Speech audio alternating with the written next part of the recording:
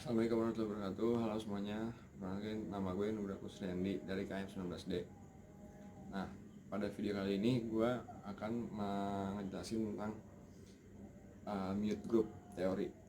Nah, mute group teori ini dicetuskan oleh Aldner dan diteruskan oleh Darius Kramerey. Nah, Kramerey ini adalah profesor speech communication and sociolog di Universitas Lyonnais. Nah, Kramer ini menyatakan bahwa bahasa secara harfiah adalah sebuah man-made construction. Wanita dan anggota dari kelompok subkoordinat lain tidaklah bebas atau bisa mengatakan apa yang ingin mereka katakan, kapan dan di mana mereka, karena kata-kata dan norma-norma yang mereka gunakan telah dikonformasikan oleh kelompok dominan, yaitu kelompok pria. Jadi ibaratkan pria ini lebih dominan ketimbang wanita. Jadi dari kehidupan sosial ini wanita ini di bawah pria. Jadi yang bisa ngambil keputusan tuh pria. Nah, terus gue di sini dapat jurnal dari Google School ini. Jurnal ini penerapan teori mute group dalam film Pertaruhan. Ini film Pertaruhan ini karya dari anak bangsa itu sendiri. Dari film ini ada 4 episode. Yang pertama itu episode pertama itu menguasakan cinta. Yang kedua itu untuk apa? Yang ketiga itu nona nyonya. Yang keempat itu regret anak. Nah, gue mau ngebahas yang pertama dulu nih, yang episode pertama. Jadi ini episode pertama ini masalahnya ini di sini nih, woman truth into man solve the problem of translation. Jadi cara penyampaiannya ini yang dipermasalahin. Jadi penjelasannya gini, waktu di film ini jadi di film ini ada TKW yang kerja di Hong Kong, dan TKW ini mempunyai calon suami di Indonesia. Nah, si TKW ini yang bernama Ruwati Rahayu, dipanggil Wati ini, dia memiliki penyakit yaitu miom.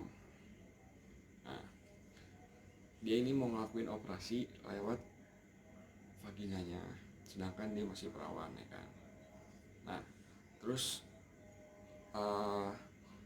dia menyampaikan kepada calon suaminya tersebut untuk operasi, dan calon suaminya tuh belum bisa menerima dia gitu, belum bisa menerima operasinya dia.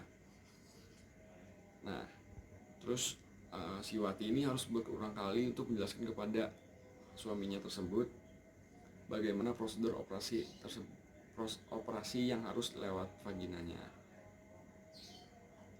Nah, yang suaminya ini juga belum bisa menerima penjelasan dari Wati dengan mudah. Di sini penulis melihat Yanto menjadi tidak percaya apa yang dikatakan Wati. Jadi hingga sampai meminta Wati untuk berbicara apa adanya, seakan-akan Wati menyembunyikan sesuatu perihal penyakit dan cara operasinya. Jadi di sini cara penyampaiannya aja yang salah di film. Enggak salah sih, cara penyampaiannya yang baik biar bisa diterima oleh kaum pria. Nah, terus yang masalah kedua nih, cerita kedua yang berjudul untuk apa, kan? Nah, sini nih di film kedua ini ada seorang wanita yang bernama Della, berumur 38 tahun. Jadi dia bercerita tentang masa kecilnya waktu itu. Dia waktu itu kecil, dia sekitaran umur 11 tahun, dan dia dipaksa ayahnya untuk khitanan atau sunat bersama 3 adiknya tersebut. Nah, penjelasannya itu sebagai besar khitan perempuan ini dilakukan pada saat si anak masih kecil. Jadi si Della ini masih kecil waktu itu, dia belum tahu apa untuk kedepannya. Bahkan beberapa kasus dilakukan pada saat bayi. Pada saat itu tentu saja seorang perempuan belum tahu dan mengerti bagaimana khitan itu dan apa kegunaannya. Keputusan dari orang tua dan keharusan dari beberapa tradisi yang memaksa. Jadi di sini tradisinya itu perempuan ya harus khitan. Hal ini perempuan dibungkam karena masyarakat bahwa men as the gatekeeper of communication. Karena hampir sebagian besar pemuka adat adalah para laki-laki dan pengambil keputusan di dalamnya. Nah, terus cerita ketiga nih yang berjudul Nona Nyonya. Nah, sini nih ada dua karakter. Yang pertama itu dokter dan pasiennya. Pasien ini bernama Naya. Jadi si pasien ini yang bernama Naya ini mau pap smear. Nah, sedangkan pap smear itu harus bersama orang tuanya, meski si pasien ini belum berkeluarga, jadi dia belum berhubungan intim, dia harus didampingi sama keluarganya. Di sini nih penjelasannya, dialog atau perdebatan panjang antara dokter dan pasien di atas dapat dimasukkan ke dalam phase negotiation theory, di mana kedua-duanya saling dominan, committing to the win when people interest conflict.